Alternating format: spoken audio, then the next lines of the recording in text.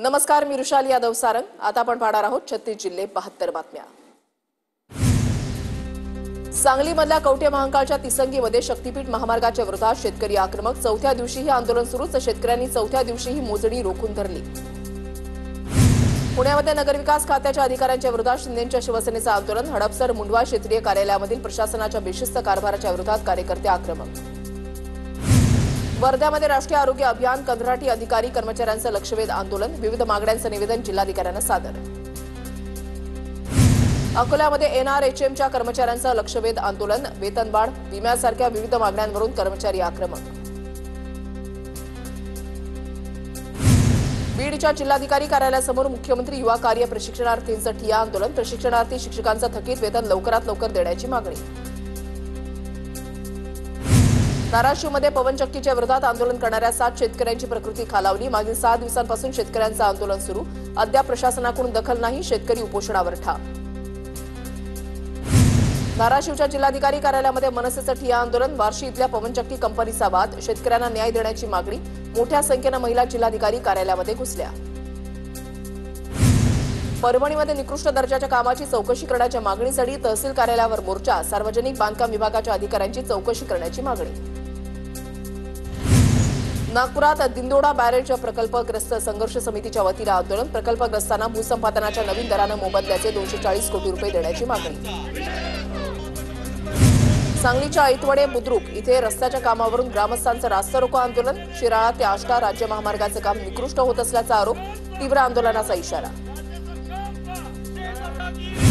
अमरावतीमध्ये कपाशीच्या बोगस बियाण्यांच्या विरोधात युवा स्वाभिमान पक्षाचं आंदोलन। बोगस बियाणं शेतकऱ्यांना विकल्याचा आरोप। जिल्हा कृषी अधीक्षकांच्या अंगावर कपाशीचे बियाणं फेकलं। नागपूरमध्ये प्रीपेड मीटरच्या विरोधात विदर्भ राज्य आंदोलन समिती आक्रमक। वरायटी चौकामध्ये प्रीपेड मीटरची प्रतिकृती जाळत आंदोलन। वर्धा जिल्ह्यामध्ये कृषी व्यावसायिक संघाच्या वतीनं कडकडीत बंद। अनधिकृत एचटीबीटी बियाणं विक्रीचा विरोध दर्शवला। जिल्ह्यातील जवळपास 1200 कृषी व्यावसायिकांचा बंदमध्ये सहभाग। पुण्यामधल्या खडकवासला धरणामध्ये समाधानकारक पाणीसाठा। खडकवासला परिसरातील महिलांकडून धरणाच्या पाण्याचं जलपूजन। ओटी भरून महिलांनी नारळ पुष्पहार अर्पण केला। गोंदिया जिल्ह्यामध्ये 3 दिवसांपासून पावसाची संततधार सुरू। संततधार पावसामुळे जिल्ह्यातील शेतकरी सुखावला। पावसामुळे पेरण्यांच्या कामाला गती। वातावरणामध्ये सुद्धा गारवा।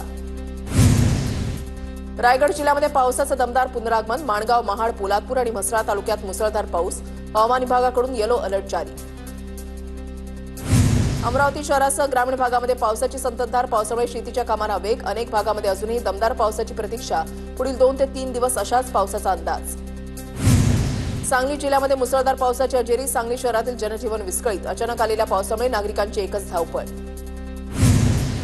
जळगावच्या रावेर तालुक्यामध्ये वादळी वारा आणि पावसामुळे केळी पीक जमीनदोस्त। वादळी वाऱ्याचा मुक्ताईनगरच्या कुऱ्हा परिसरामध्ये सुद्धा केळी उत्पादकांना फटका। 31 गावांमध्ये 686 शेतकऱ्यांचं 342 हेक्टरवरील शेतीचं नुकसान। अमरावतीच्या भातकुली तालुक्यामध्ये पावसाची दांडी। शेतकऱ्यांवर दुबार पेरणीचं संकट। पिकाच्या अंकुरावर किडीचा प्रादुर्भाव। शेतकऱ्यांना दमदार पावसाची प्रतीक्षा। वाशिम जिल्ह्यामध्ये सरासरीच्या केवळ 27% क्षेत्रावर कपाशीची पेरणी पूर्ण। यंदा 26,000 हेक्टरवर पेरणी अपेक्षित। मात्र आतापर्यंत 7,318 हेक्टरवरच पेरणी। पाऊस नसल्यानं पेरणीला विलंब।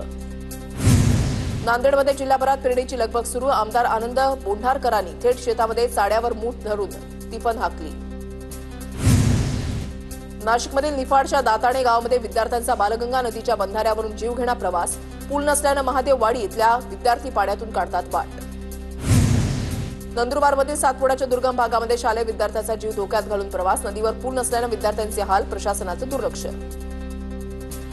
बदलापूरजवळ दहागावच्या नदीमध्ये तरुण बुडाला। 4 दिवस उलटूनही तरुणाचा शोध लागेना। आशिष करोतिया असं तरुणाचं नाव। एनडीआरएफ फायर ब्रिगेडकडून शोधकार्य सुरूच। नागपूर महाल परिसरामध्ये बी पार्क इथे बांधकामाच्या ठिकाणी बेसमेंटची जमीन खचली। नागपूर महानगरपालिकेकडून चौकशी सुरू। डेव्हलपर विदर्भ इन्फोटेकला महापालिकेची नोटीस।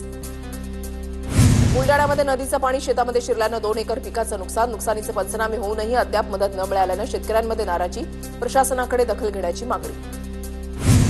सिंचोरलीच्या उच्च जातीच्या सागवान वृक्षाची तस्करांकडून मोठ्या प्रमाणात कत्तल। तस्करीवर आळा घालण्यात वन विभाग अपयशी। अटक केलेले तस्कर 10 ते 15 दिवसांमध्ये बाहेर येत असल्यानं तस्करीमध्ये पुन्हा वाढ। बुलडाण्यामध्ये सौर ऊर्जा प्रकल्पाच्या बनावट परवानगी प्रकरणी गुन्हा दाखल। मोताळा नगराध्यक्षासह 5 जणांवर फसवणुकीचा गुन्हा। आरोपीने 10 लाखांचा महसूल बुडवल्याचं प्रकरण। गडचिरोली नगर परिषदेच्या कचरा गाड्यांना नंबर प्लेटच नसल्याचं उघडकीस. नगर परिषदेच्या मालकीच्या गाड्यांचा कंत्राटी संस्थेकडून वापर. बेजबाबदारपणा कुणाचा, असा नागरिकांचा प्रश्न. ठाण्यामधल्या मुंब्रा बायपास मार्गावर कंटेनर पलटी. कंटेनरचं मोठं नुकसान. मुंब्रा बायपास ते शीळ टायगर मार्गावर काही काळ वाहतूक कोंडी.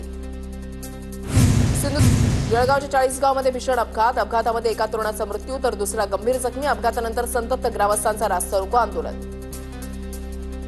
सिंधुदुर्ग बांदा दोडा मार्गावर 2 एसटी बसचा अपघात. दोन्ही बसमधील प्रवासी जखमी. जखमी प्रवाशांवर स्थानिक रुग्णालयामध्ये उपचार सुरू.